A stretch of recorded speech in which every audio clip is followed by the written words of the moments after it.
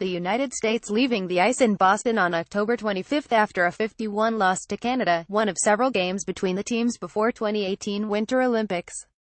Gretchen Ertl for The New York Times. Boston, 3 days after the United States women's hockey team lost to Canada, 51, in an exhibition game here on October 25, USA Hockey unexpectedly added Kayla Barnes, an 18-year-old freshman at Boston College, to its roster. The move may just be insurance for the coming Four Nations Cup, which begins Tuesday outside Tampa, Florida, and is the last major women's hockey tournament before the 2018 Winter Olympics. Or inserting Barnes, a prodigious defender who has won 3 consecutive Under-18 World Championships, into the lineup could be a shrewd psychological and tactical ploy. After all, Barnes is one of the few players on the American team who is somewhat unknown to Canada. Her addition is one example of the chess-like maneuvering within the most intense rivalry in women's hockey. By mid-December, the two teams will have played up to 8 games against each other, including one on Wednesday, in the span of 2 months, plotting their final moves of a 4-year build-up to an expected meeting in the gold medal game in Gangneung, South Korea, on February 22. "I use the analogy of going into it like a test," forward Sarah Nurse of Canada said. "The better prepared you are when it comes down to that time in February when we play these guys again, we want to know what they're going to throw at us. We don't want any surprises. We want to be 100% prepared." Since women's hockey became an Olympic event in 1998, the United States and Canada have dominated the sport. They have combined to win all 5 gold medals and have met in all but one Olympic final. Sweden defeated the United States in the semifinals in 2006. Canada has defeated the United States in the last 2 finals. The teams have met in all 18 World Championship finals, with the United States winning 7 of the last 8.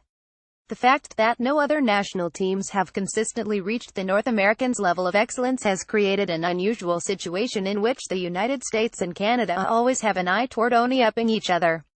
The Americans have not won an Olympic gold medal since 1998, further motivating them to find an edge. Forward Hilary Knight, who took home silver medals in 2010 and 2014, has said that since those crushing losses, she wakes up every morning thinking about revenge against Canada. Both sides expect their opponents to have an encyclopedic knowledge of their tendencies come the Olympics. In 2014, Canada won 32 in overtime of what many consider to be the greatest women's hockey game ever played. Women's gold medal game. Canada v USA Sochi 2014 Winter Olympics video by Olympic. With little discrepancy in talent between the teams, the Americans are not so much seeking to find some undiscovered weakness in Canada's armor during the Pro-Olympic series, but rather to prove that they can dictate the pace of play. They also must hone their chemistry and accountability to carry them through the tense sequences that will most likely decide another gold medal match.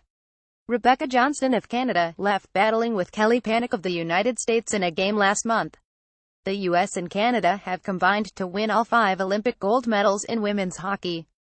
Gretchen Ertl for The New York Times. "I remember in 2010, always trying to play catch-up," Knight said. "In 2014, we were the better team and then we had sort of mental lapses.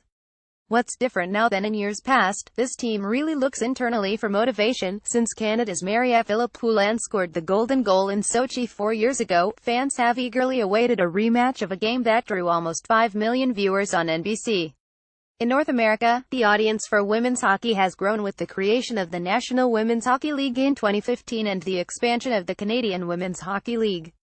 Last March, the American players garnered national news media attention when they won a battle for equitable support from USA Hockey, their governing body. With a greater platform, the American team changed their pro-Olympic plans, focusing only on exhibitions with Canada. In past cycles, the national team also played college squads.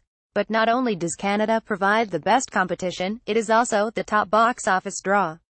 The game here on October 25 was sold out, with an announced crowd of 6,298 at Boston University's Agnes Arena. Up to 5 of the remaining games between the rivals will be played in NHL arenas. "From a competition standpoint, I'd rather play Canada every single night, maybe Finland," Knight said. "But when all is said and done and we're looking from a women's hockey exposure standpoint, we should be playing other teams. But I think that's a little bit later down on in the future." She added that she would like to see stronger initiatives from the International Ice Hockey Federation to develop women's hockey in more countries. For now, even when they aren't playing Canada, the Americans try to create the best facsimile, scrimmaging against college-age men's teams in Tampa, where the national team has been based since September. It is a tactic used by the Canadians since 2002. This year, they will play about 3 games per week against 18 and under teams in Alberta. Jocelyn Larocque, a 2014 gold medalist, said those events had also helped grow women's hockey throughout the province, as the games fill smaller rinks with hundreds of fans. The American forward Jocelyn Lamoureux-Davidson said playing against men's teams had been beneficial because the scrimmages replicate Canada's speed and strength, but they leave something to be desired in terms of gravitas. It's good to get that competition, Lamoureux-Davidson said, but it's not the same playing them. For the United States women's hockey team, them can only mean one thing.